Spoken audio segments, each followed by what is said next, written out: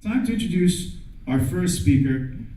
He is a man with a long and very loaded title, befitting of his experience, knowledge, and skill set. He's a professor of architecture and urbanism and head of CB Research and Development at the Urban Planning Department in the Ministry of Municipality of Environment, and I'm not ashamed to say that I had to Google that because I didn't know what it stood for.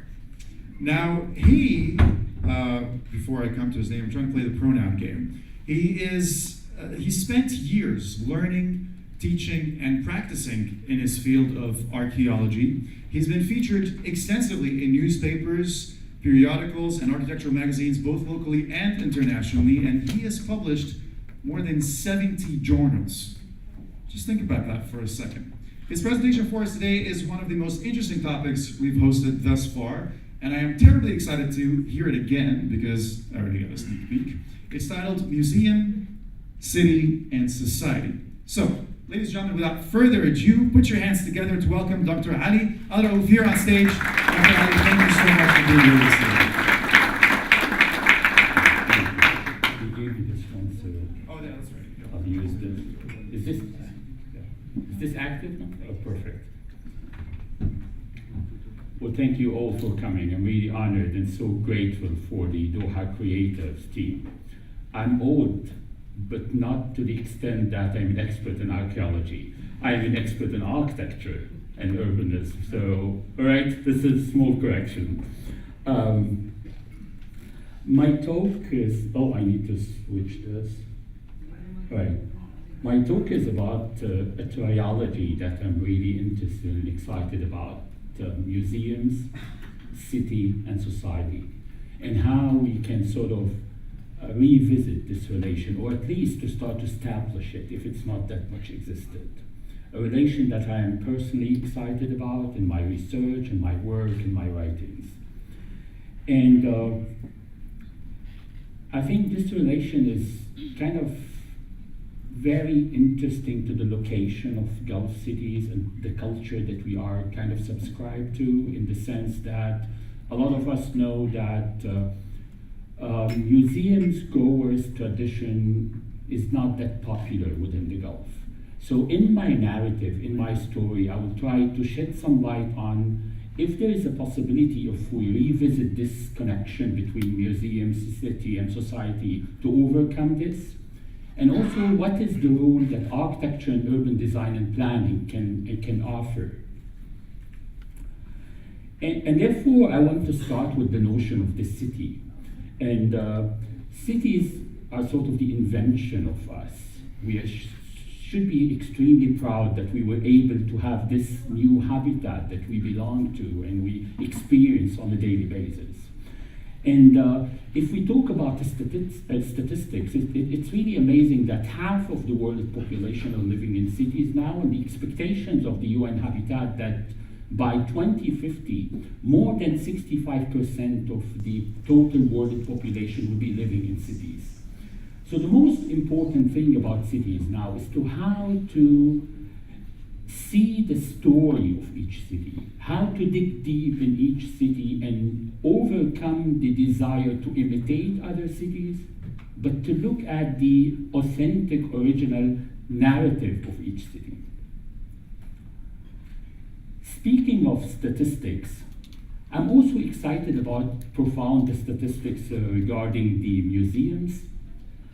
So museums are mushrooming all over the world. And it's becoming one of the most visited public places. So for instance, 80,000 museums are currently all over the world, huge number. This is according to economists. And then 850 million visitors visit American museums only in 1 year. Absolutely amazing numbers. So this is again relating me to the notion of how we can do this in the Middle East, how we can do this in the Gulf. Why my students, when I hear them talking about going to the library or going to the museum, the reaction of their colleagues would be, are you okay? Is there something wrong? Why you want to go to the museum? Why you want to go to the library? Why our perception of the library that it's only a quiet place that we would use during the exam week, as opposed to it's a place that we do belong to? This would take me to a sort of a juxtapositioning between the city and the museum, and how I can see the city as a museum and also the museum as a city. So in this sense, the city as a museum, I think the museum, the city here, the museum as a city is a way by which to see the museum as the new agora. Some people are saying that the museum are the new cathedral of our time, the cathedral of our modern time. We go to museums for spiritual uplifting, for education, for social integration, and so on and so forth.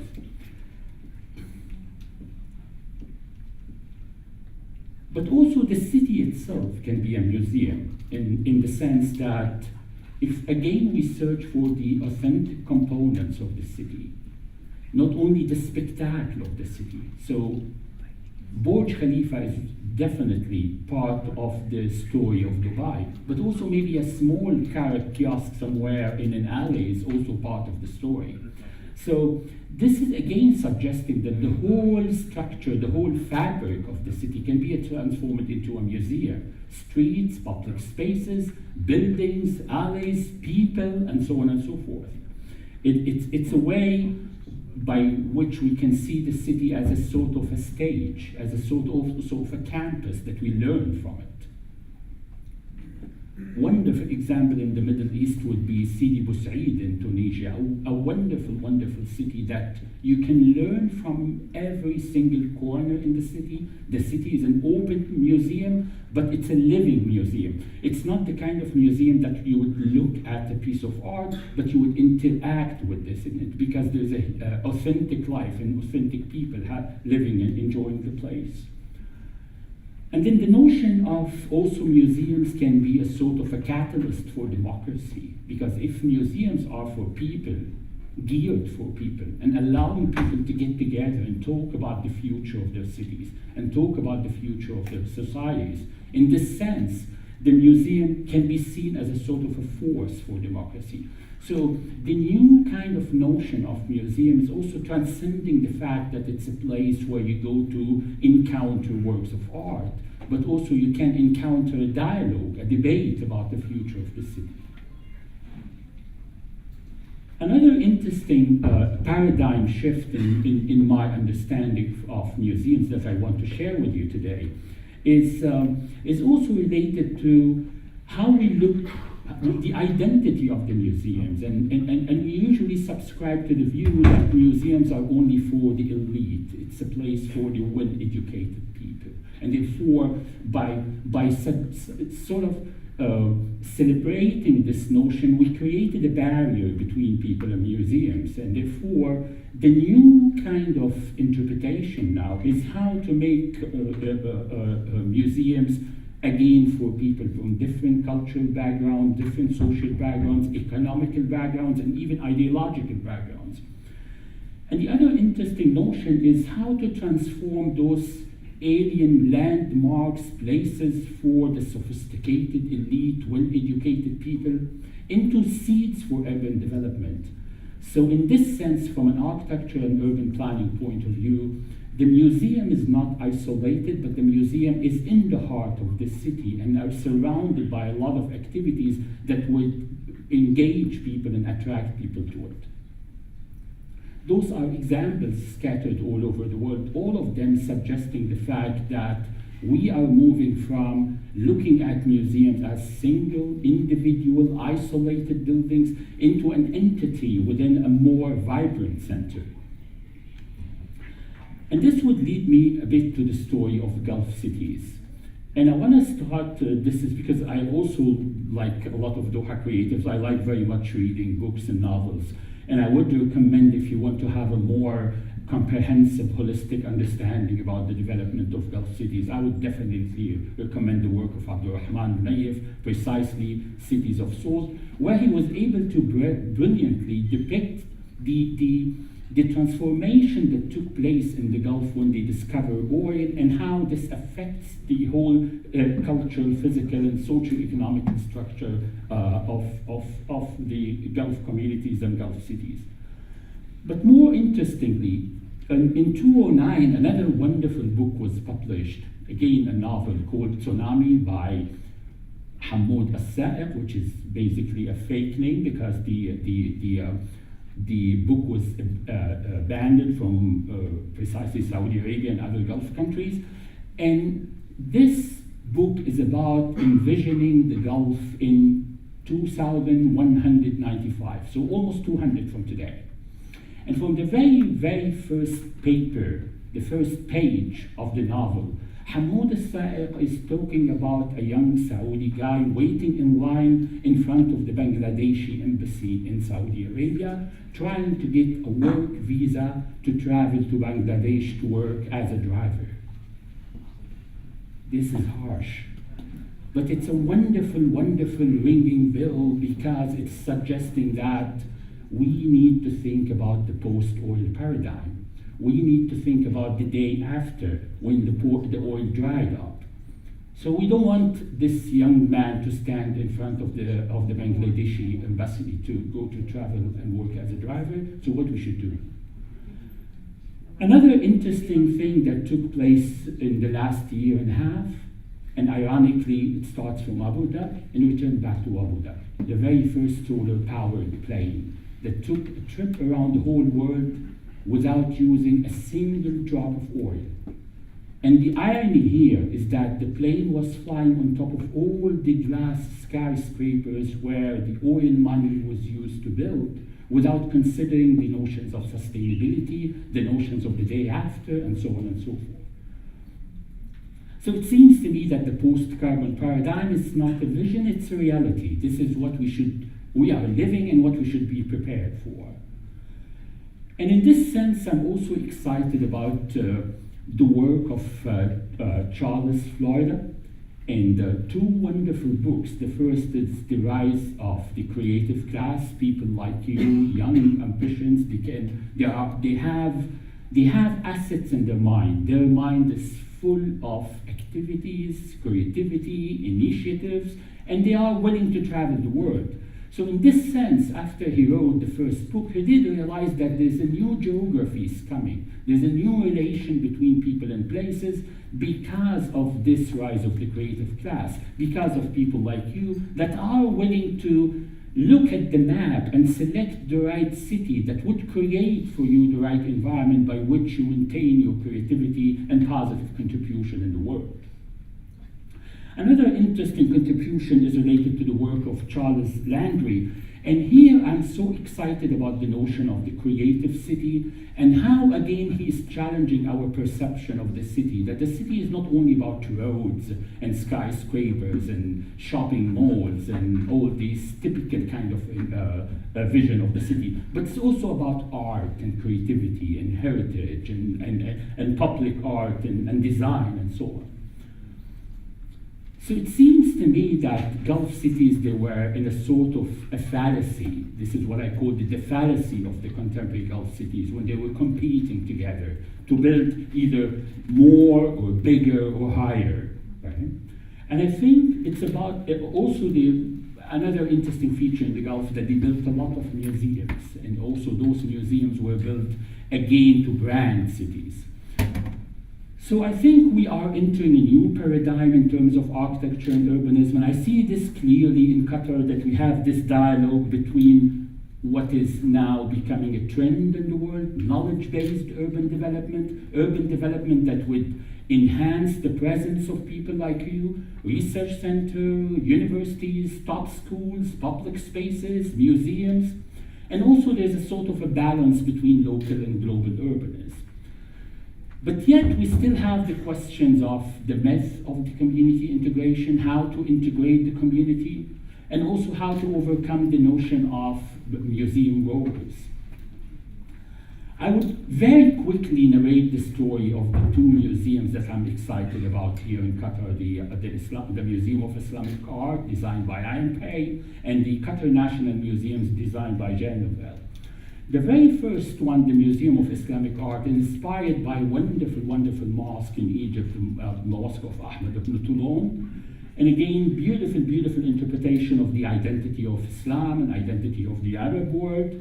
Great exhibiting spaces, but I'm so excited about the notion of how the museum was able to create a sort of connection between the place and the community, and how this connection is even not that much related to the collections, as opposed to related to bringing people inside the place, and therefore suddenly you have a beautiful, beautiful park adjacent and full of activities that are inviting people to interact with the place. I did a lot of interviews when I was writing some of my book chapters, and I was excited that people would go to the park and then discover that this big building is a museum, and therefore after that they would. So the museum, going to the museum, is becoming kind of a byproduct as opposed to imposed activity. People are enjoying the outdoor places, and in the process they go to the museum. And then the Qatar National Museum also is a very, very interesting place in the sense that, again, it's a wonderful balance between the old and the new, the heritage and the future. And it's also related and inspired by the environmental dimension of the desert roses. But I'm also excited about how the project is adopting a sort of a provocative architectural language, a language that would inspire people to ask questions. It's not the typical building that you drive by without inspiring you and provoking you. Even during the construction, a lot of questions coming from what's going on in this place. So this is in itself, the sense of curiosity about the place is also interesting. And then again, the notion of the blurred lines between the indoor and the outdoor, and how the museum is sucking people inside and inviting them to enjoy the places. So to make a long story short, I think Qatar, and precisely Doha, is creating a sort of a new urban brand based on this knowledge-based urban development. And the museums are, again, sort of connecting community in the city via this blurred line between internal and external spaces. Provocative and exciting architecture is important. The balance between modernization and also between the heritage and tradition is highly recommended. And then knowledge-based urban development is definitely the future of Gulf cities. Thank you so much for having me. Ladies and gentlemen, Dr. Ali, we're going to keep it up for a second for Q&A. Thank you so much. Very interesting topic. One that I'm sure a lot of you are going to have questions for. We're only going to be able to take 2 or 3 questions. And we've got one right there in the back. If we can get a microphone. You shouldn't have mentioned that I was the first speaker. You dove me now. Thank you, Dr. Ali. Quick question. You've mentioned that the total number of museum visitors in the US is 85 million. A simple thing like... In 1 year. In 1 year, yeah. Pokemon Go got millions of users in 1 day. So my question is not really about the game, but it's about the effect of technology. Something like augmented reality or virtual reality technology is expected to change the museum industry or the museum sector or the museums generally as we speak. A lot of the museums are now considering having their exhibits as a virtual reality offering because that's basically easier, cheaper, faster, and people don't have to travel. But then again, that somehow loses the idea of the urban center that you mentioned. So what's your view on that? Do you see that as an enabler or as a changer, or how do you see it? Thank you, Aziz. This is a wonderful question. And I would answer it not using the prototype of the museums. I would share with you a wonderful story. The director of the British Library, he just wrote something very interesting for the visitors of the library. And he said, eat, drink, and laugh, you are in the library. So he is suggesting that, with all my due respect to the digital media, libraries and museums are not only about reading a book or about looking at a piece of art. It's about getting together. This is the new notion of cultural buildings in the whole world. And therefore, yes, definitely, there are a lot of virtual tours for a lot of museums around the world now. But none of those tours would help you to get together, me and you, and talk